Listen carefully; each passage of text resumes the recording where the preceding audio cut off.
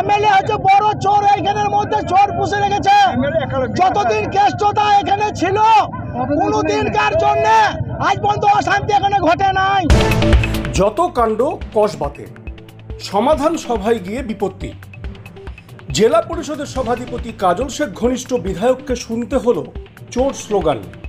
পঞ্চায়েতে দুর্নীতির অভিযোগ উঠল তারই গঠিত পঞ্চায়েতের কোর কমিটির 3 সদস্যের দিকে।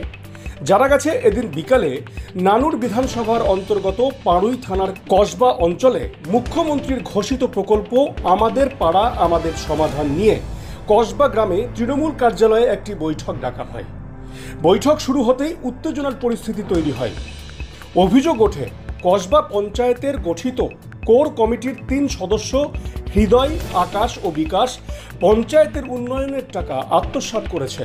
তাদের অভিযোগ, যিনি এই পঞ্চায়েতের কোর কমিটি গঠন করে দিয়েছেন সেই নানুরের বিধায়ক চোর।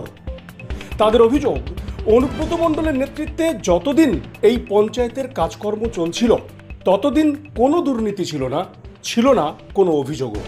বর্তমানে যিনি বিধায়ক রয়েছেন তিনি ঘুরেও দেখেন না পঞ্চায়েতের পরিস্থিতি, এমনই অভিযোগ তুলে বিক্ষোভ দেখান তৃণমূল কর্মীরা। যদিও এর আগেও সংবাদের শিরোনামে এসেছিল এই কসবা গ্রাম পঞ্চায়েত। দীর্ঘদিন ধরে এলাকায় বেহাল রাস্তার দুর্দশায় কার্যত বীতশ্রদ্ধ হয়ে আদিবাসীরা বিক্ষোভ দেখিয়ে পঞ্চায়েতের তালা লাগিয়ে দিয়েছিল। এদিন আমাদের পাড়া আমাদের সমাধান বৈঠকে সেই কথাও উঠে আসে। এলাকার উন্নয়নের টাকা নিয়ে নয়-ছয় করেছে বিধায়ক ও তার 3 কোর কমিটির সাগরেদ। এই অভিযোগ তুলে বিধায়ককে ঘিরে বিক্ষোভ দেখাতে থাকে তৃণমূল কর্মীরা। বিক্ষোভের পরিস্থিতি জটিল হলে ঘটনাস্থলে আসে পাড়ুই থানার পুলিশ। বিক্ষুব্ধ তৃণমূল কর্মীরা পঞ্চায়েতের অফিসে তালা লাগিয়ে দেয়। চলুন দেখব কি ছিল সেই ঘটনা।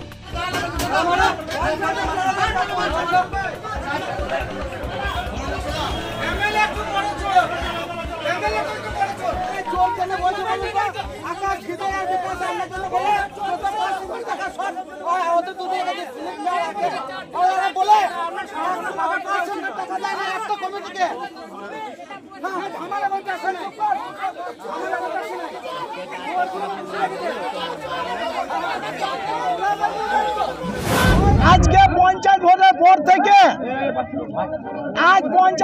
পর থেকে কোনো দিনকার জন্য এমএলএ গ্রামগঞ্জে কোনোদিন যায়নি। আজকে বলুন বেরগ্রাম রাস্তাটা যেদিন কেষ্টমন্ডল করে দিয়ে গেছিল, বেরগ্রাম রাস্তা আজকে বাচ্চা ছেলেরা পড়ে যাবে গিয়ে এমএলএ চোখে ভুকে না। এমএলএ কে চোর বলতে কি বলবেন? এমএলএ কে চোর বলতে গাছের টাকা ওদের মারফতে, ফিলিপের মারফতে এরা নিচ্ছে। আকাশ টাকা এখান থেকে দিয়ে আসছে, এমএলএ দিয়ে আসছে, কোনোদিন খোঁজ খবর লাইনি। আর এমএলএ হচ্ছে বড় চোর, এখানের মধ্যে চোর পুষে রেখেছে। যতদিন কেষ্টতা এখানে ছিল কোনোদিনকার জন্য আজ পর্যন্ত অশান্তি এখানে ঘটে নাই। সিপিএম আমলে যা হয়েছিল তারপরে যতদিন কেষ্টতা ছিল কোনোদিন ঘটে নাই। আজকে আমাদেরকে আলাদা করে রেখে দিয়েছে। 3টে চোর পুষে রেখেছে, 3টে চোর, একটা আকাশ, একটা হৃদয়, একটা বিকাশ। অঞ্চলের মধ্যে প্রত্যেকটি মানুষ আপনি জিজ্ঞাসা করুন, 3টে ছাড়া লোক নাই। এমএলএ বলেছে যে আমার 3টে নেতা, তার বেশি নেতা কাউকে দরকার নাই। কি চাইছেন আপনারা?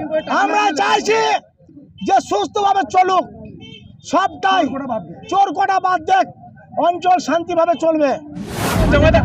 পঞ্চায়েতের উপপ্রধান এবং প্রধান এবং হৃদয় বিকাশ এরা নিচে, এরা বলছে যে দলকে দিতে হবে, দলকে পয়সা না দিলে এই কাজ হবে না। কিন্তু আমরা চাইছি যে মানুষ, গরিব মানুষ, তারা কাজ পাচ্ছে।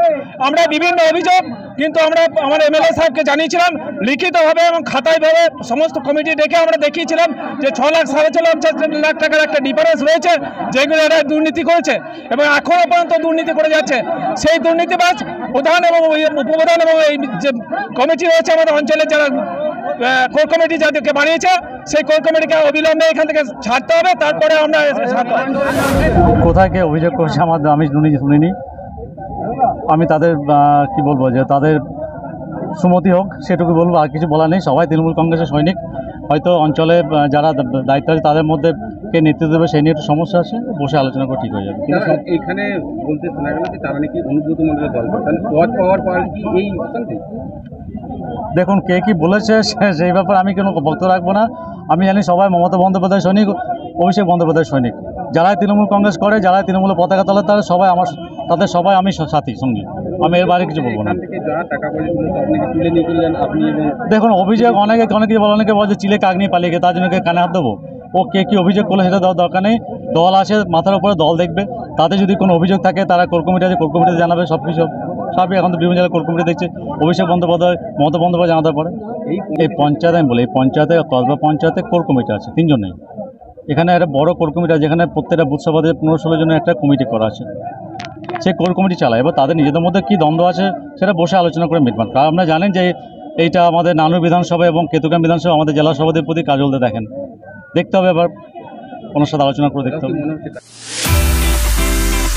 দীর্ঘ 5 যুগেরও বেশি সময় পথ চলা বীরভূমের এক এবং একমাত্র বনফুল ক্যাটারার অ্যান্ড ডেকোরেটার্স এবার নিয়ে এসেছে বনফুল ইভেন্ট ম্যানেজমেন্ট।